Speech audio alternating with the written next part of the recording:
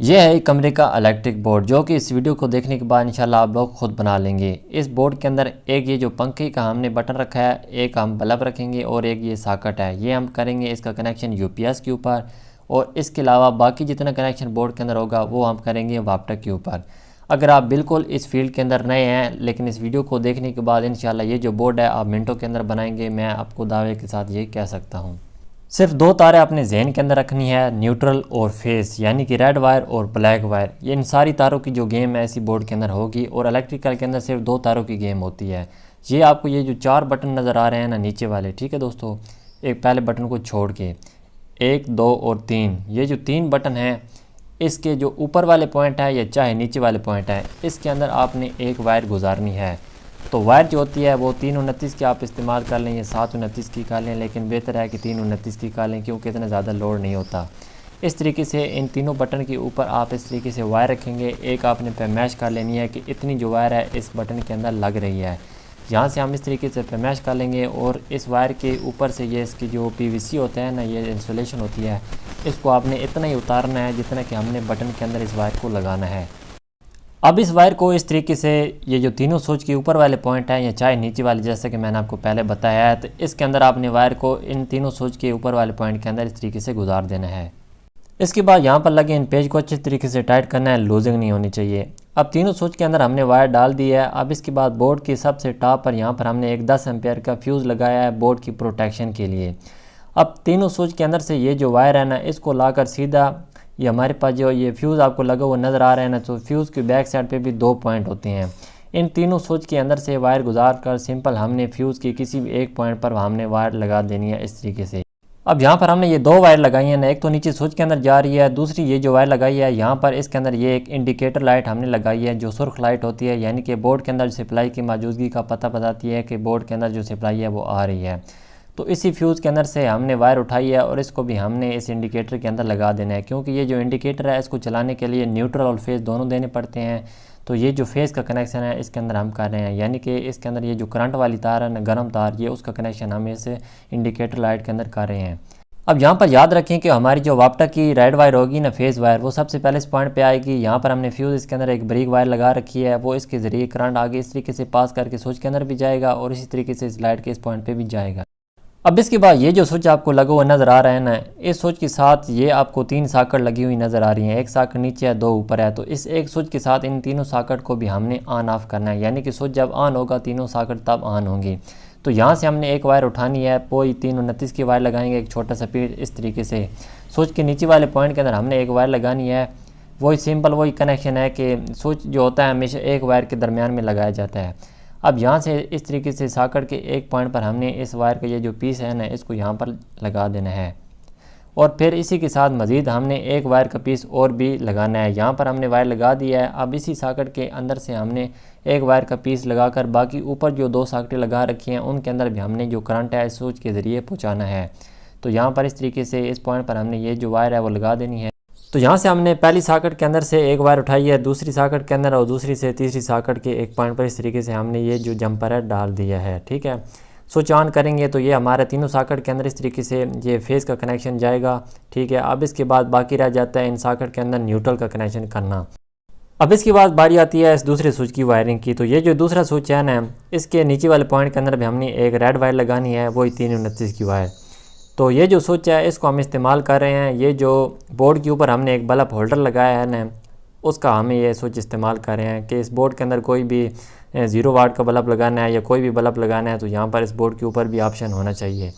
तो इस तरीके से यहाँ से हमने जो वायर है स्विच के अंदर से उठाई है और यहाँ पर सिंपल हमने इस बल्ब होल्डर के अंदर लगा देनी है। तो जैसा कि हर किसी को पता है, चाहे पंखा हो या लाइट हो, किसी भी चीज़ को चलाने के लिए न्यूट्रल और फेस दोनों की ज़रूरत पड़ती है। तो ऑलरेडी इसके अंदर हमने ये जो बल्ब होल्डर लगाया है ना, इसके एक पॉइंट पर हमने ये फेस कनेक्ट कर दिया है। तो दोस्तों अभी तक इस बोर्ड के अंदर हम ये जितनी भी वायरिंग कर चुके हैं, ये समझ लिए कि हमने अभी एक रेड वायर का जो कनेक्शन है ना, जो फेस वायर होती है मेन वाप्टक की फेस वायर, ये हम इस बोर्ड के अंदर अभी तक उसका कनेक्शन किया है। अब बारी आती है ब्लैक वायर यानी कि न्यूट्रल का कनेक्शन करने की। तो याद रखें बोर्ड के अंदर सिर्फ और सिर्फ न्यूट्रल वहीं पर लगाई जाती है जहाँ पर बोर्ड के अंदर इस तरीके से ये सॉकेट हो या जिस तरीके से हमने वो रेड इंडिकेटर लाइट लगाई है। अगर सिर्फ सॉकेट हो तो बोर्ड के अंदर सिर्फ और सिर्फ सॉकेट जो होगी उसके अंदर ही न्यूट्रल का कनेक्शन होगा, बाकी किसी चीज़ के अंदर आपने न्यूट्रल वायर नहीं लगानी, ठीक है, बोर्ड के अंदर ख़ास तौर पे। अगर सिर्फ बोर्ड के अंदर स्विच होंगे तो सिर्फ और सिर्फ आपने रेड वायर ही कनेक्ट करनी है स्विच के अंदर, बाकी जो न्यूट्रल होगी वो डायरेक्ट लाइट की तरफ चली जाएगी या पंखे की तरफ चली जाएगी। अगर इस तरीके से बोर्ड के अंदर सॉकेटें लगी हों तो फिर जो सॉकेट होगी उसके अंदर न्यूट्रल की ज़रूरत पड़ती है। तो इस तरीके से हम यहाँ पर न्यूट्रल का जो कनेक्शन है वो करेंगे। तो यहाँ पर दोस्तों हमारे पास ये जो 3 सॉकेट का एक एक पॉइंट रह गया था, इन एक एक पॉइंट के अंदर हमने ये काली तार लगा दिया है, यानी इसके अंदर हमने न्यूट्रल का कनेक्शन भी कर दिया है। पहले हमने स्विच के ज़रिए फेस इसके अंदर दिया है, अब यहाँ पर हमने इसके अंदर न्यूट्रल का कनेक्शन भी कर दिया है। अब इसी सॉकेट के अंदर हमने एक और न्यूट्रल वायर का पीस अटैच किया है, ठीक है, क्योंकि यहाँ से हमने जो ऊपर हमारे पास जो यूपीएस की सॉकेट हम लगा रहे हैं ना, उसके अंदर भी हमने न्यूट्रल देना होता है।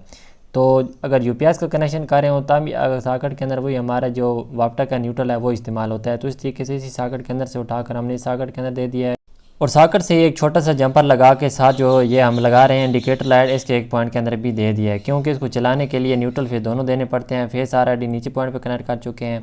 अब यहाँ पर इसी के अंदर हमने एक जंपर डाला है ना, ये हमने लगाना है बल्ब होल्डर को। जैसा कि मैं आपको बता चुका हूँ, चाहे पंखा हो या बल्ब होल्डर हो, ठीक है, इसको चलाने के लिए न्यूट्रल फेस दोनों की ज़रूरत पड़ती है। तो ऑलरेडी जो इसके अंदर हम रेड वायर पर होल्डर के अंदर लगा चुके हैं वो हमने स्विच से आउट करके लगाई है। अब न्यूट्रल इसके अंदर हम यहाँ पर लगा रहे हैं इसी सॉकेट के पॉइंट से लगा के, ठीक है, क्योंकि न्यूट्रल ऑलरेडी हमारा सारा कॉमन ही होता है, चाहे आप बोर्ड के अंदर सॉकेटें लगा रहे हो या चाहे आप बल्ब होल्डर इस तरीके से लगा रहे हो, वो सारा एक पॉइंट से दूसरे पॉइंट के अंदर इस तरीके से ट्रैवल करता है। अगर इसको पहली बार कोई भी बंदा देखे तो इस तरीके से ज़्यादा वायर देखे वो परेशान हो जाता है, लेकिन बेसिकली अगर टेक्निकल जेन से इसको देखे तो सिर्फ 2 तारें ही इसके अंदर अभी तक गर्दिश कर रही हैं। सारी जो वायरिंग है सिर्फ वो रेड और ब्लैक वायर की वो गर्दिश हो रही है, यानी कि न्यूट्रल और फेस ही इसके अंदर सारा पॉइंट टू पॉइंट जा रहा है।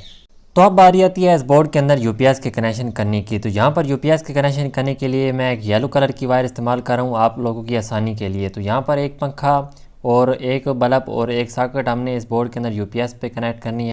तो अब इसका कनेक्शन का तरीकाकार ये है कि ये पहला स्विच हमने बिल्कुल खाली छोड़ दिया है, जिसके अंदर हमने कोई भी वायर पहले नहीं लगाई थी। तो इसके एक पॉइंट के अंदर आप लोगों ने यूपीएस की जो वायर है वो लगा देनी है, चाहे ऊपर लगा दें चाहे नीचे लगा दें, कोई फ़र्क नहीं पड़ता।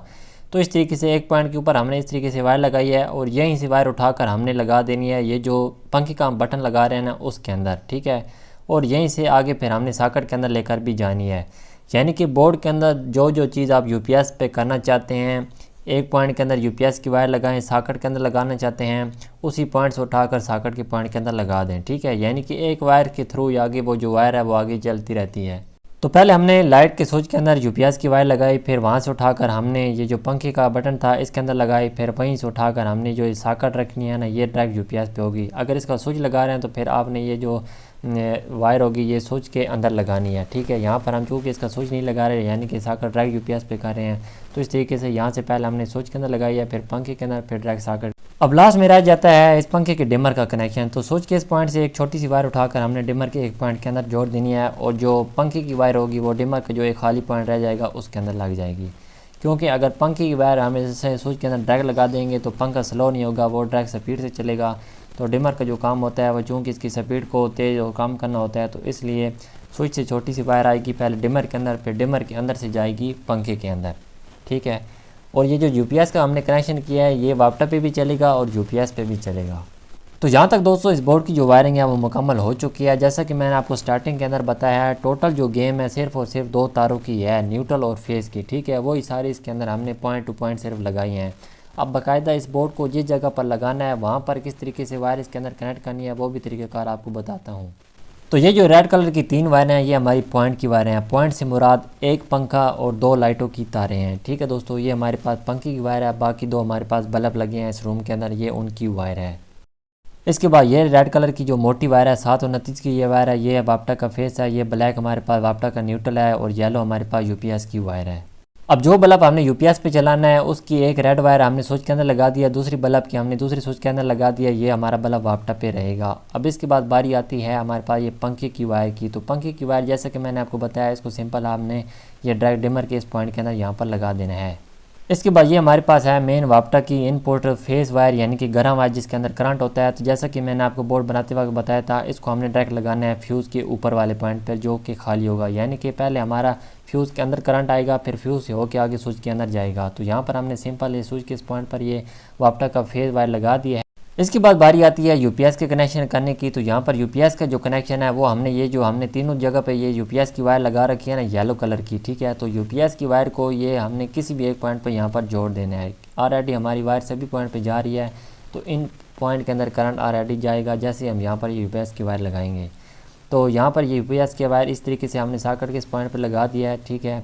अब इसके बाद आखिर में न्यूट्रल वायर आ जाती है। तो न्यूट्रल को हमारे पास बोर्ड के अंदर ये जितने ये जहाँ पर काली तारें लगी हैं ना, किसी भी एक पॉइंट पर हमने ऐसे वापटा के न्यूट्रल वायर को लगा देना है। तो ऑलरेडी जो सारे आपस में ब्लैक वायर के ज़रिए कनेक्ट है ना, तो सभी के अंदर जो न्यूट्रल का कनेक्शन है वो हो जाए। और यहाँ पर हमने न्यूट्रल कनेक्शन वो भी मुकम्मल कर लिया है। तो इस तरीके से फाइनल हमारी सारी वायरें मुकम्मल हो चुकी है। लास्ट में हमने सिर्फ दीवार के ऊपर स्क्रू की मदद से इस बोर्ड को फिट कर देना है और इसकी जो पावर है वो ऑन कर देनी है, जो कि ऑन करके मैं दिखाता हूँ। तो यहाँ पर आप देख सकते हैं अल्हम्दुलिल्लाह बिल्कुल बेहतरीन तरीके से बोर्ड के अंदर इंडिकेटर लाइट ऑन हो चुकी है, यानी कि अब बोर्ड के अंदर जो पावर है वो आ चुकी है। अब इस तरीके से यहाँ बल्ब को ऑन कर देते हैं और इस तरीके से दूसरे बल्ब को भी ऑन कर देते हैं, ठीक है। और यहाँ पर इस तरीके से हम पंखे को भी ऑन कर देते हैं। तो अल्हम्दुलिल्लाह आप देख सकते हैं बिल्कुल बेहतरीन तरीके से हमारी जो सारी वायरिंग है मुकम्मल हो चुकी है। तो दोस्तों ये है बिजली की वायरिंग। सिर्फ अगर आप बिल्कुल इस फील्ड के अंदर नए हैं तो कोई भी बिजली का काम कर रहे हो तो मेन स्विच को आपने हमेशा पहले ऑफ़ करना है, फिर बिजली का काम करना है।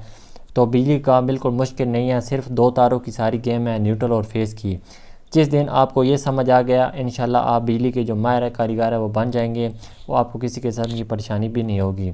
अगर आप समझते हैं कि इस वीडियो से आपको कुछ सीखने को मिला है तो चैनल को सब्सक्राइब कर दें, वीडियो को लाइक कर दें, साथ घंटी को दबा दें ताकि आइंदा भी इस तरह की वीडियो आपको देखने को मिलती रहें।